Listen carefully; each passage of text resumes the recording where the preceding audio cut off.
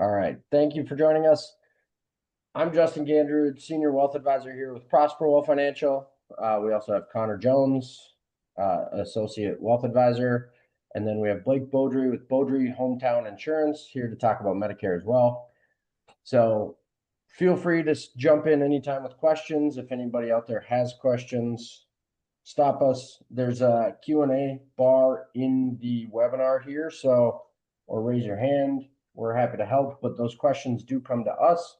They're not posted in the webinar, so they are private.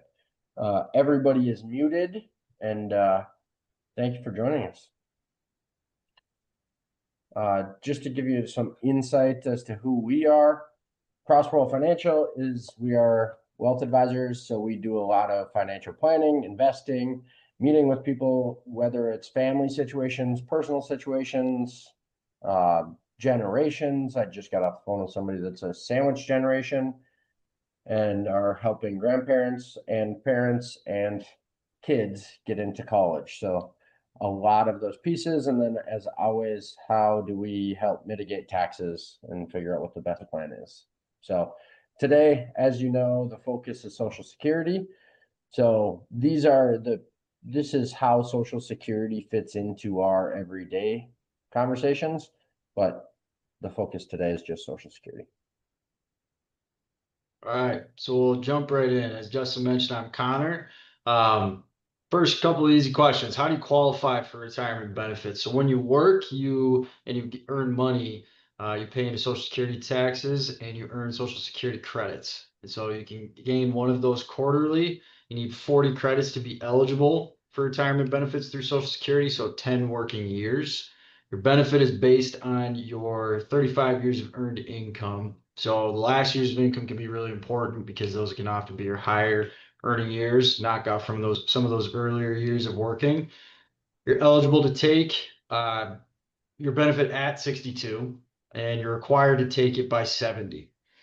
So we'll get into this on the next slide, but full retirement age is 67 if you were born before 1960. If you take your benefit immediately, you will receive roughly 70% of it. Deferring your benefit till your full retirement age, it'll go up about 6% per year. Go ahead, Justin. And just to expand on what Connor just mentioned, full retirement age is that this is the graph of how they come up with it. If you've heard 67, 66, it used to be 65. This is the current scale. All but 66 and 10 months and 67 are currently people that are not up to full retirement age yet. So 62 is that as early as you can take it. 70 is when you have to start taking it. And that's where the longer you wait, the more benefit you get.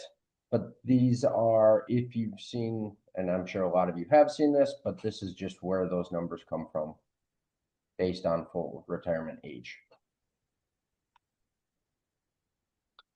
And there's a couple of nuances to Social Security. So, if you're married for at least a year, your spouse is 62 or older, you are eligible for half of your spouse's benefit if it is higher than your own.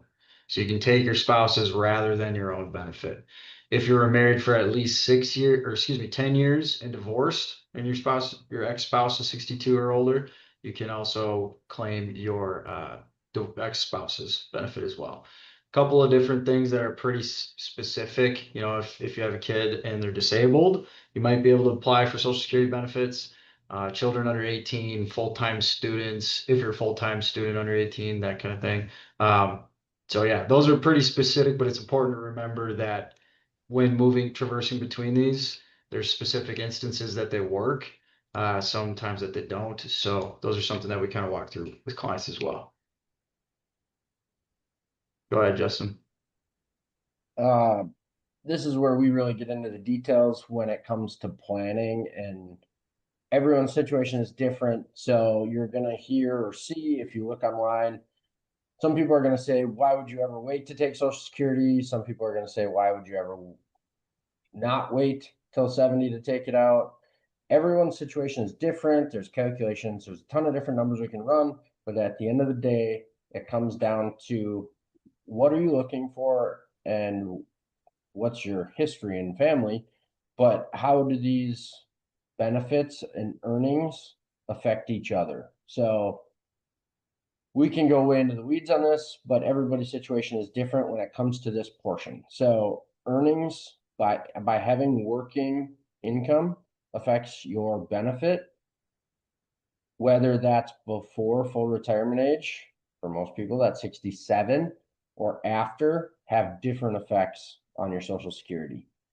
You will see a term retirement earning test exempt amount.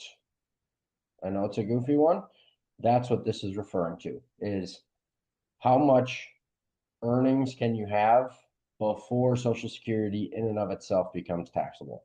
And then how much of your benefit is withheld is how much can you earn up to a certain point before Social Security actually starts to hold it prior to your full retirement age, and then it gets reimbursed back to you. So there's a lot of moving parts here. Not that you need to know the nitty gritty of it, but you just want to make sure what you're doing fits your situation best. And if it's us or anyone else, we highly advise working with an expert on this. This reiterates some of the pieces that can factor into that. The top portion there is exactly what I just covered. The type of income does matter. So if it's earned income from working, from being an employee or self-employment, it makes a huge difference. But then bonuses, commissions, fees, all these things tend to factor in as working income. The bottom half there is things that typically don't. So this is more relevant for somebody taking Social Security prior to 67. And you can see pensions, workers' comp. If you get to go on Who Wants to Be a Millionaire and win some money, that does not count against your Social Security. So graphically, don't read into these numbers too much. They are a few years old, but this is what it's referring to, is as you have more working income, your Social Security benefit can actually be reduced before it even makes it to you. So sources of retirement income, our goal as financial planners and helping our clients is that Social Security is a piece of the pie, but it is one of the most important. It can help you determine when you retire. So when you take it, what are your monthly expenses? But as you work, you'll save into different buckets, and Social Security being one of them. So you have employer plans through work, potentially pensions, etc. But this is where we at Prosperwell help clients traverse, where's their money coming from in retirement and why are we taking from there and how Social Security plays into that. And as Justin mentioned, taxes, that kind of thing can play a huge part. So there's a lot of buzzwords out there that come into play as you retire as well. You have Roth conversion, non-retirement money, backdoor IRAs. There's now a mega backdoor Roth. So these are all good planning tools for specific situations. They all fall into this sources of income. Insurance can play a huge factor too, but at the end of the day, we want to make sure that estate planning is in line with what you want and that it's lining up to how you're taking money and how it's shown. So 4 common questions. Will Social Security be around when you need it? The short answer is yes. It's a bit of a political question. We don't have a crystal ball. We anticipate it to be there. There likely will be some small changes coming in the future. If you're divorced, can you receive Social Security retirement benefits based on your former spouse's earning records? Yes, as we mentioned earlier. If you delay receiving Social Security benefits, should you still sign up for Medicare at 65? Blake's going to go through that in just a second on the Medicare piece. And will a retirement pension affect your Social Security benefit? Government pensions, such as fire and police officers, the answer is yes. Other pensions, it's kind of situational, but something we always look at with clients. Go ahead, Justin. We'll hand it over to Blake here at this point. All right, appreciate it. Again, my name is Blake from Beaudry Hometown Insurance. So yeah, to kind of piggyback off what they said, Medicare is getting, I don't want to say a lot more confusing, but as they touched on is the trend is more people are working past 65 now, right? And with that, a lot of times with their work, they get health benefits. So it used to be we saw more people, they turned 65 and it was just natural that everyone went right to Medicare at 65. But now with people delaying their work and then obviously their Social Security, um, they're waiting to go on Medicare. So a couple things on the Medicare piece to know is you just need to know if you are going to be working past 65 and if you will have those medical benefits from your employer. Um, Two things about that. Your Part A of your Medicare, you're automatically going to get a card in the mail once you turn 65 because that's the one that is free for most people. Like Connor had mentioned, if you've worked your 10 years, you're going to get that Part A automatically. So that card will come in the mail. Where a cost is involved is the Part B, and that is not going to automatically turn on um, if you're not drawing Social Security. So that's where this kind of all ties in is that if you're delaying your Social Security till 67, they won't automatically enroll you in the Part B. So that's why it's important to know what you plan to do past 65. If you do need Medicare to start at 65, but you're delaying your Social Security, you will need to go on either online or find a Social Security office and enroll in that Part B 3 months prior to your 65th birthday. So the biggest thing is just, again, finding out or deciding when you're going to need Medicare to start. And then the other thing is if anyone is taking Social Security before 65, so if it's right for you to draw at 62, 63, whatever number it is, um, but you don't want to take Medicare right at 65 for whatever reason, um, it's important that you let Social Security know that you don't want your Part B to start at 65. And the reason is because they'll start deducting it right out of your Social Security check.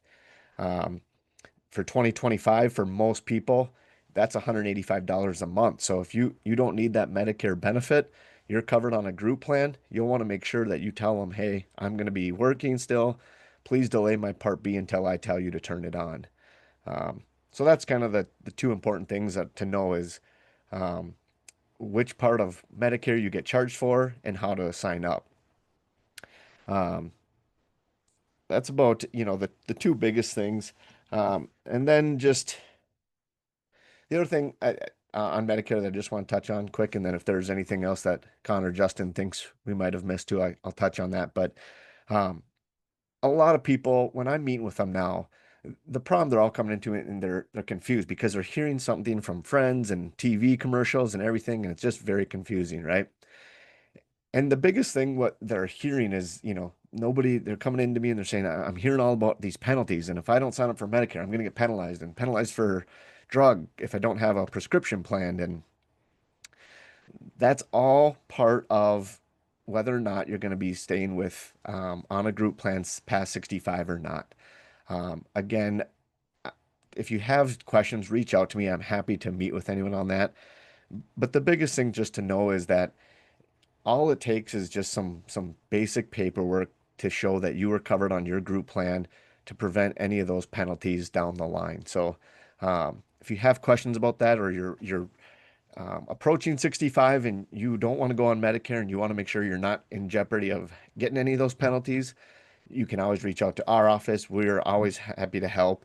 Um, or if there's an agent near you too, and can answer those questions for you. So with that, I will send it back to Justin and Connor, and unless there's any other questions that you guys have, let me know. Thank you, Blake. And no, I agree with you. We hear that all the time too. Between Medicare and Social Security, someone hears something from somewhere that is, you have to do it this way, or you have to do it that way, or I'm going to miss out on a benefit, or this and that. And there's always extenuating circumstances for everybody's situation. So that's where, just to reiterate what Blake said too, work with an expert, know your situation, know what fits you best. Uh, with Social Security, for example, family history can factor into this. If no one lived past 70, that plays a factor too. So get to know somebody, have them look at your numbers and analyze what fits them best. That's exactly what this review is looking at. The biggest pieces that factor into this is your Social Security retirement benefits. What's your full retirement age? if you're delaying retirement, that doesn't necessarily mean you have to delay Social Security. And looking at that income versus Social Security, what are your sources of income and how is that going to affect one another? Because at the end of the day, our goal is to pay as little as possible in taxes and give you the most benefit. So the common questions are always out there that we're happy to help answer, but our goal is to give you the best bang for your buck when it comes to money, Social Security, income, etc. So if there's any questions out there, we'll leave this page up for a moment. Here's our contact information and a QR code if you want to schedule a meeting with us. Blake's information, we're always happy to get to you as well if needed. But if nothing else, thanks for coming.